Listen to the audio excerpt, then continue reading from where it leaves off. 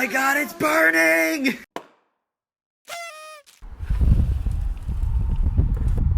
Cat.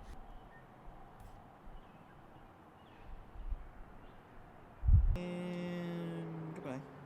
I did that thing again where I thought that I was recording the audio well, but the mic wasn't even plugged in. Alright, I don't know how long this audio is gonna go, so I better make this quick. One of the thoughts that John Green had from his ear biscuit with Rhett and Link, which I want to talk about, is they asked a really neat question. They asked John, what is the thing that angers you the most? Like, now that he talked about Nerdfighteria and growing it and nurturing it and building that community, what is the thing that angers John Green most?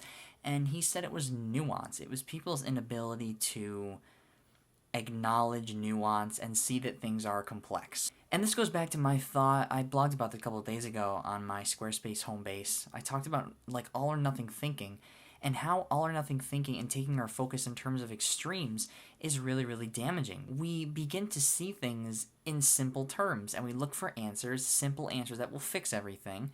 And that's not life. Life is really complicated, and it takes data and information and work and complexity and looking at variables.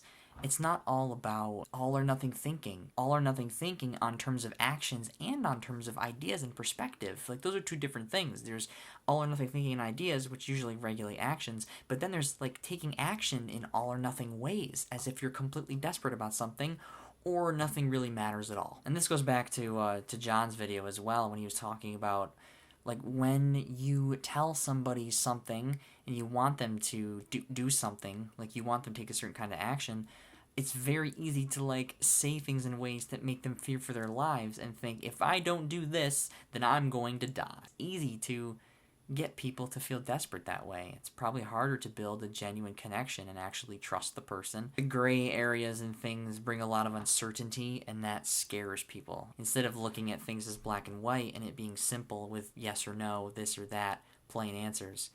When we see the variables and we see that things are complex, it scares us. And I can see where John is coming from when he thinks about how people don't like to see nuance. Acknowledging complexity is where the real work begins of understanding something. It's not as simple as we think. More quick story. When I was in 7th grade, I got this grade on this test. It was a it was like a 67 on an algebra test. I still have the test, actually. And by the end of that year, I think one of the last tests I got, one of the chapter tests, was 102. So I don't know when I acknowledged that I barely knew anything, but I don't think I was learning about learning, and I don't think I was really curious and open-minded in what I was learning in school. I got low grades in early middle school because I really just didn't care, and something snapped in me. Maybe it was youth leadership and FCCLA and doing that. Maybe it was something else. Really working hard and wanting to learn, not putting up with stuff. Acknowledging something and wanting to learn. That's definitely what happened to me. But that's just another situation where I don't know anything. I know everything, I know nothing. I barely know anything is another gray area. It's not I know everything and I don't know anything. It's, I have a lot to learn, and acknowledging that keeps me open-minded and curious in terms of learning. This is going to sound kind of strange, but one of my favorite speeches is Jim Carrey's speech, where he talks about what his church is, and this is something I've been tackling with in the past couple years without that phrase. In Rise of the Guardians, there's the idea that people have a center, and then Jim Carrey says, like, you have a church of something. Like, you have a core foundational quality that you deem most prioritized on your list of qualities. And it depends on what it is. Like, I try to recognize it in my life by looking at what's constant in my life. He talks about choosing love or fear in decisions you make. So I think his, like, FFC, the freedom from worry, or FFW, the freedom from care. Mine, I think, is the freedom and curiosity, because curiosity is such a driving factor for me. I work hardest in the things that I'm curious about, that I really want to understand, and that keeps me working harder than any other quality does. Because if I'm not curious, then I'm never growing.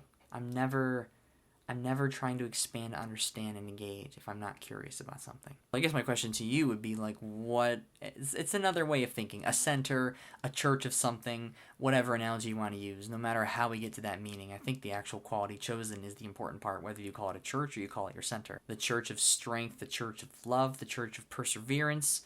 Just things I'm coming up with. Kind of fun. Pretty deep recently because of my podcast habits on ear biscuits and everything else. As always, Thank you for watching. Keep being you. Don't forget to be awesome. I'll see you guys tomorrow. Everybody, Palka. Goodbye. Happy VEDA.